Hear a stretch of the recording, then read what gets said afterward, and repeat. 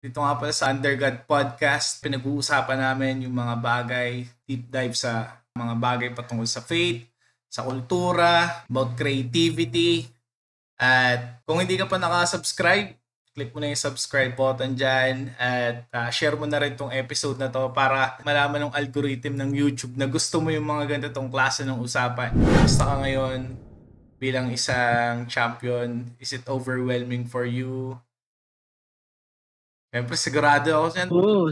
Dami rin nagme-message siya. Kaya nga thankful ako bro na sabi ko, buti na pagbigyan na ako na ito ni Jabo.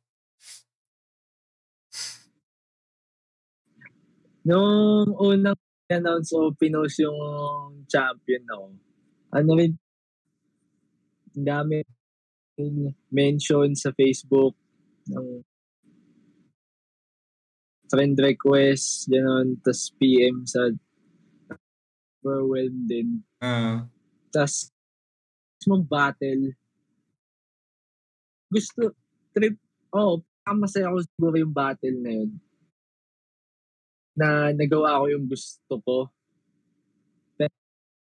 So, nakanood ka ba ng live ng battle namin? Hindi, wala ako sa live dun eh.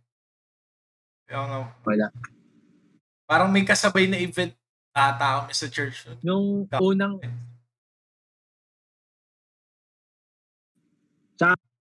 yung may si Bagyong Uwan.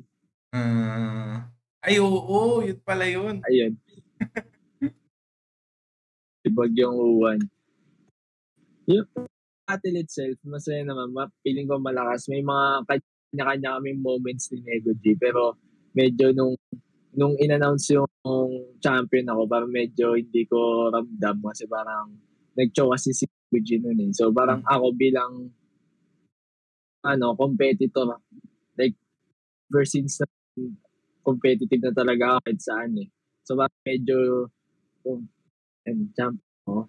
Parang alam mo yan, yung ganong ramdam na kasi ever na hindi siya mag-choke, diba? Paano kung hindi siya nag-choke? Parang may pwede akong matalo, ganun. So parang dahil may ganun, parang medyo hindi ko siya parang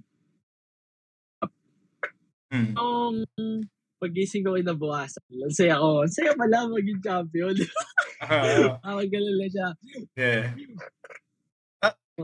Tsaka ano bro? Magugustuhan naman ng mga tao yung battle. Oo. Ako din eh, tingin ko rin. Kasi like for example, yun nga ako nagre-review ako ng mga battle, di ba?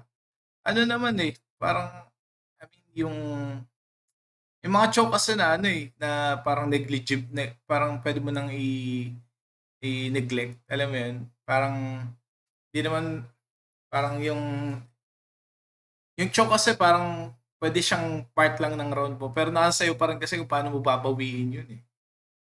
Ayun, parang ganun. Siya eh, part siya ng performance din eh. Oo. Parang, baga nagbabasketball ka na tapilok ka, parang gano'n. Oo, kumbaga part talaga siya ng tsaka, yun din, kumbaga syempre, championship yun, kumbaga halo-halo yun eh, yung pressure, yung yung excitement, di ba? Kaya kahit sino naman kapag ka gano'n, talagang dadating sa may experience talaga yung gano'n. Kaya alam mo yun. Pero syempre, yun nga, may iba kasi na parang depende rin talaga sa judge eh. No? May mga judge kasi talaga na hindi naman nagbabase sa ganun. May mga judge naman na parang, ay hindi, kasi to eh. Parang sobrang stricto na finals to kaya kailangan malinis talaga yung Pero nonetheless, nasa iyo yung corona ngayon. Bro, yung sombrero ba na yan? Yan yung... yan ba yung championship cup mo? Ito yun. Hey, talaga, solid. Kapag Manila. Napakaangat. Malaking bagay sa akin to kasi ito, unang sombrero ko na Crown Manila.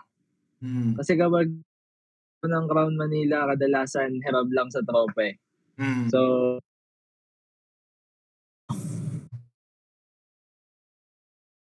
na Crown. Shoutout sa Crown Manila.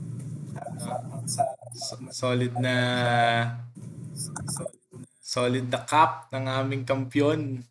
May mga sinasuggest din na video somewhere dyan, yung YouTube, na galing din dito sa channel na 'to at kung nagustuhan mo 'tong usapan na 'to, click mo rin 'yan baka magustuhan mo rin yung iba pang mga usapan.